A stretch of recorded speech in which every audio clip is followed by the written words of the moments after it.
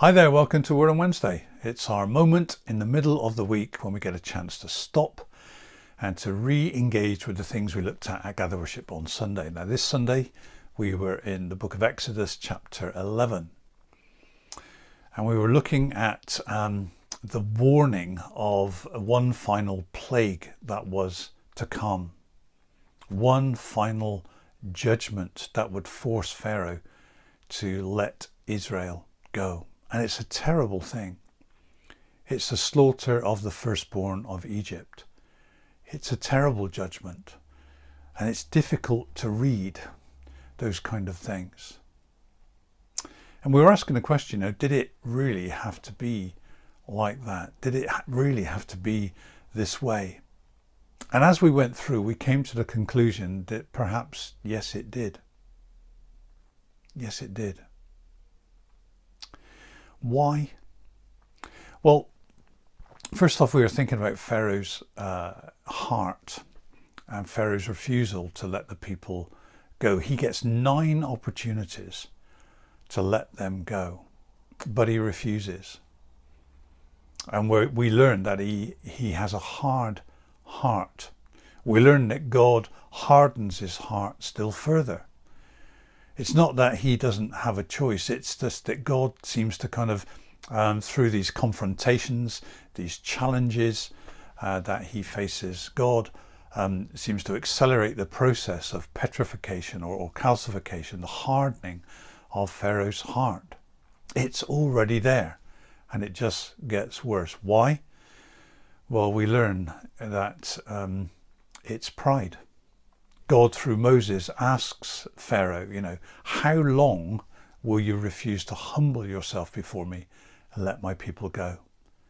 It's pride. And as each challenge comes and each challenge to Pharaoh's pride comes, instead of kind of giving in and relenting, he digs deeper and his heart gets harder.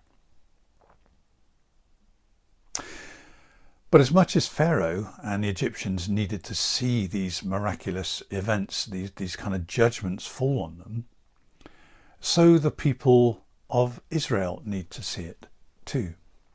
Why? Well, they need to get a fresh sense of themselves and a fresh sense of the God to whom they belong.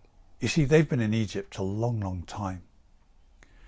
A long, long time. And they've kind of settled. And they've found themselves in this place of slavery, but they're not destined for slavery. They are the descendants of Abraham and Isaac and Jacob. They're the descendants of the promise. God's plan is not slavery in Egypt, but freedom in his covenant promise. And they need to get a fresh sense of that.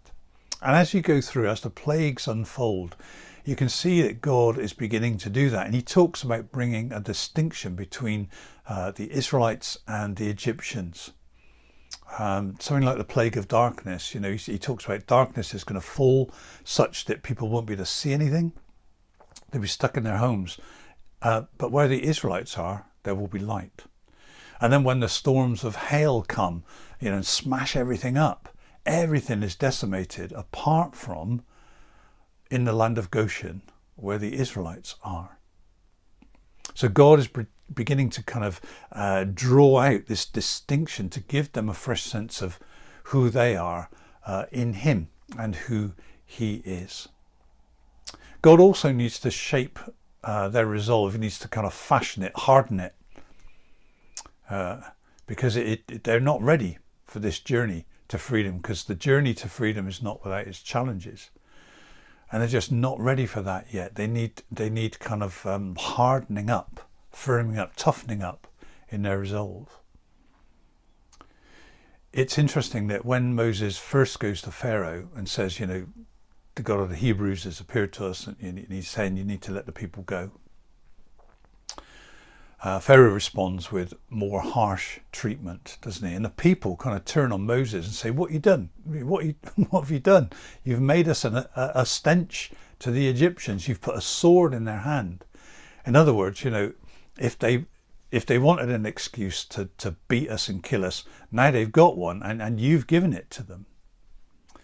See, they're not ready. They don't believe. Moses unpacks it all again. The Lord wants to lead you out of slavery and into freedom, into the land of the promise. But they reject it. They can't believe it. It's too far-fetched because their suffering is too much. So they need that resolve strengthening in them for all that is to come. And the other thing, of course, is they need to understand there has to be a break from Egypt. When they leave, they can't go back. When they leave, they can't go back. And God talks about this in chapter 11, doesn't he? When Pharaoh drives you out, he will drive you out completely. There needs to be that end of one thing and the start of another. Why? Well, the road to freedom is not without its challenges, and as the story unfolds, we learn that when the troubles come, the first thing they want to do is go back. They want to go back to Egypt. A full belly in prison is preferable to an empty one on the road to freedom. The familiar reference points of Egypt are preferable to the uncertainty of the road to freedom and faith. The pull of Egypt is a strong thing. And to help them kind of get it in their head they can't go back, there needs to be that clean break. Pharaoh drives them out completely, and that crossing of the Red Sea kind of seals the deal, really. And we were thinking about, does it have to be this way? Did it all have to lead to that terrible judgment? And it kind of looks like it did, for all those reasons.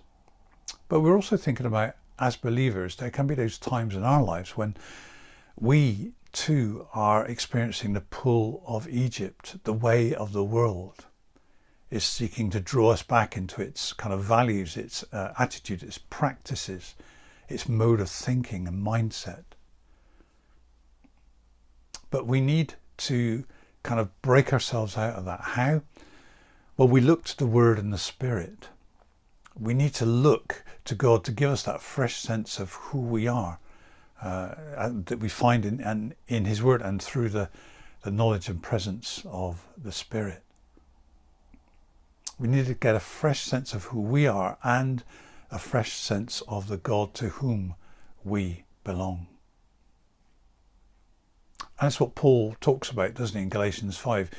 It is for freedom that Christ has set us free. Don't be yoked again to the